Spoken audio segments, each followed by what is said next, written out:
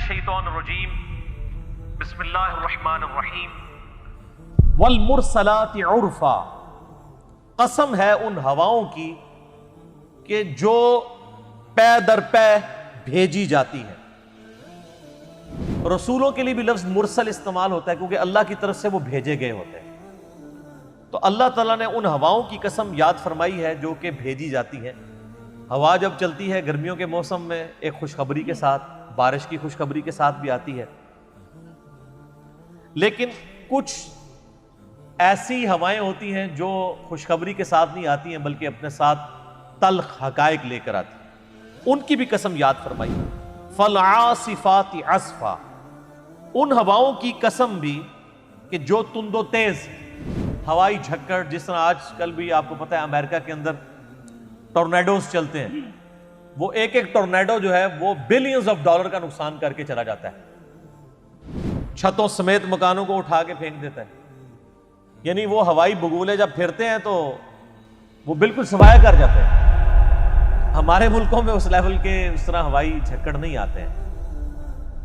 اسی طریقے سے صحرائے سینا کے اندر ایسے ہوائی جھکڑ بھی آتے ہیں کہ پورے ریگستان کے ٹیلے، رات کے وقت اس جگہ پہ ٹیلا ہوتا ہے، صبح وہ کئی کلومیٹر آگے شفٹ ہو چکا ہوتا ہے۔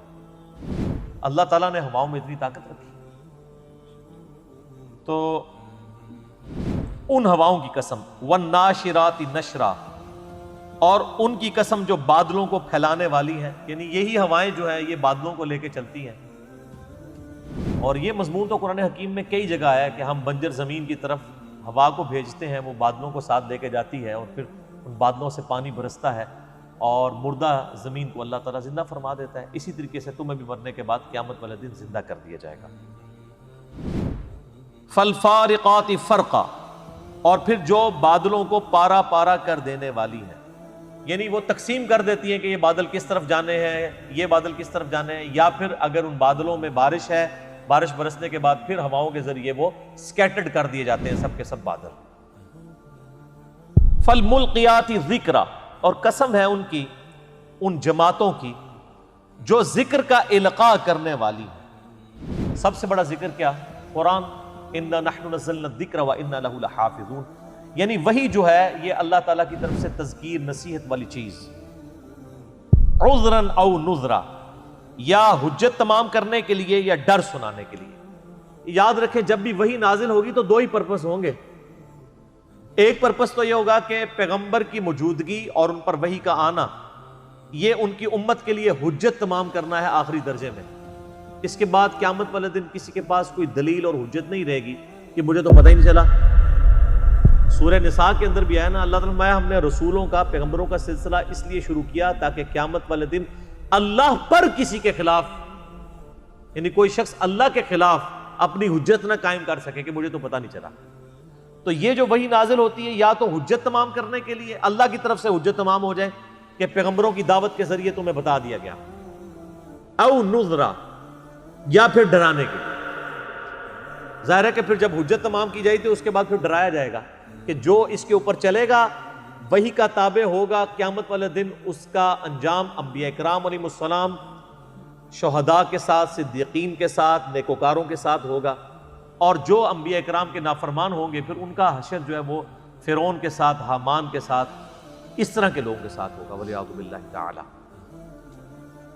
اتنی ساری قسمیں یاد فرمانے کے بعد اللہ تعالیٰ فرما رہا ہے انما توعدون لواقع، جس بات کا تمہیں وعدہ دیا جا رہا ہے وہ ضرور واقع ہوگی۔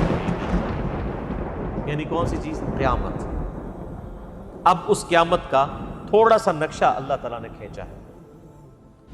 فَإِذَا النُّجُومُ طُمِسَتْ، پس اس وقت جب ستارے بے نور کر دیے جائیں گے۔ میں نے پہلے بھی کئی دفعہ بتایا کہ یہ سارے کا سارا معاملہ، ایک فورس اللہ نے گریویٹیشنل فورس رکھی ہے، قوت کشش ثقل، یہ ڈسٹرب ہو جائے تو پھر ہر چیز ہی تباہ و برباد ہو جائے، اور قیامت والے دن یہی ہونا ہے۔ اللہ تعالیٰ ہمارا جب ستارے بے نور کر دیے جائیں گے، وَإِذَا السَّمَاءُ فُرِجَتْ، اور جب آسمان میں شگاف پڑ جائیں گے، وَإِذَا الْجِبَالُ نُصِفَتْ، اور پہاڑ خاک بنا کر اڑا دیے جائیں گے۔ اگر گریویٹیشنل فورس سے ڈسٹرب ہو جائے تو پھر بڑے سے بڑا بھی کوئی میس جو ہے وہ پھر اس طرح اڑتا پھرے گا. آپ صرف یہ دیکھ لیں کہ چاند کے اوپر جو گریوٹی ہے، قوت کشش ثقل، وہ زمین سے آلموسٹ 1/8 ٹائم ہے، 8 گنا کم ہے. اور وہاں پہ آپ دیکھ لیں کہ وہاں پہ تھوڑا سا زور لگانے سے کتنی لمبی چھلانگ انسان لگا سکتا ہے. کیوں؟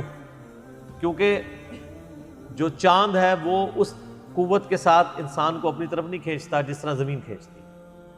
اور اس کو مزید کم کر دیں تو کرتے کرتے یہ حالت ہو جائے گی کہ بڑی سے بڑی وزنی چیز بھی وہ لڑکتی پھرے گی. اسی لیے آپ خلا میں دیکھیں اتنی بڑے بڑے اجسام ہیں، ان کو ایک انسان بھی تھوڑا سا دھکا دے کے ادھر سے ادھر کر سکتا ہے کیونکہ ویٹ لیس ہے. گریویٹیشنل فورس کا ایفیکٹ وہاں پہ کم ہو جاتا ہے. اور جب یہ فورس بالکل ختم کر دی جائے پھر پہاڑ جو ہے ذرا اڑتے پھریں گے. وَإِذَا الرُّسُلُ أُقِّتَتْ، اور جب رسولوں کو وقت مقررہ پر اکٹھا کیا جائے گا.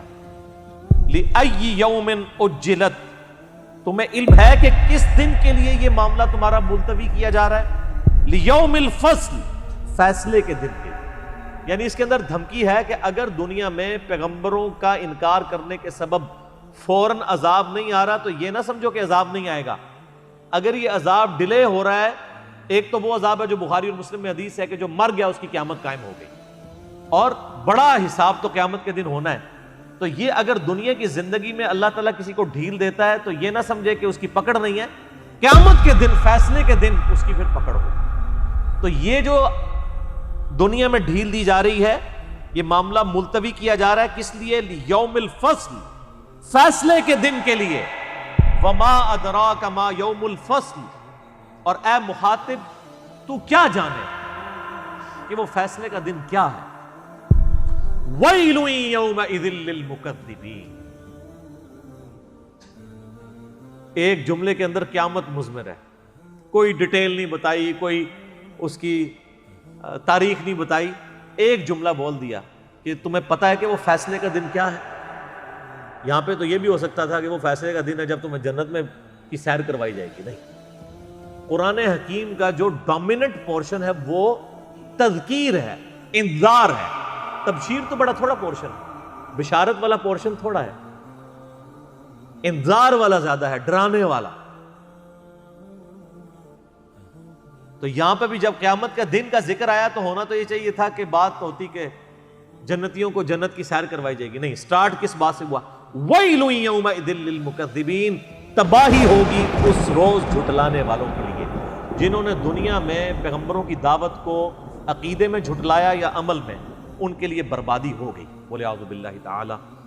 اللهم اجرنا من النار، اللهم اجرنا من النار، اللهم اجرنا من النار. اللهم من احييته منا فاحيه على الاسلام، ومن توفيته منا فتوفه على الايمان. وصلى الله على النبي الكريم. بخاری مسلم میں حدیث ہے، نبی علیہ السلام ایون جب نماز بھی پڑھ رہے ہوتے ہیں نا، اس دوران اگر آیات آتی آخرت کے ڈر سے ریلیٹڈ تو آپ نماز کے دوران بھی اللہ کی طرف متوجہ ہو کر دعائیں شروع کر دیتے تھے. یہ تو جس کو جتنی معرفت ہوتی ہے نا اتنا ہی وہ اللہ کا ڈر رکھنے والا ہوتا ہے. جو ہم پنجابی میں کہتے ہیں نا کہ عقل نہ ہوئے تے موجیں ہی موجاں، عقل ہوئے تے سوچیں ہی سوچاں. صحیح بخاری میں حدیث ہے، آپ صلی اللہ علیہ وآلہ وسلم ایک چوراہے سے گزرے، وہاں پہ کچھ اصحاب آپس میں گفتگو کرتے ہوئے ہنسی مذاق کر رہے تھے اور اس کی وجہ سے ہنس رہے تھے، جائز ہے. آپ تھوڑی دیر کے لیے رکے اور آپ نے فرمایا جو کچھ میں جانتا ہوں اگر تم جانتے ہوتے تو بہت کم ہنسا کرتے، زیادہ رویا کرتے. تو ہمارا تو کوئی دور دور تک معاملہ ہی نہیں ہے.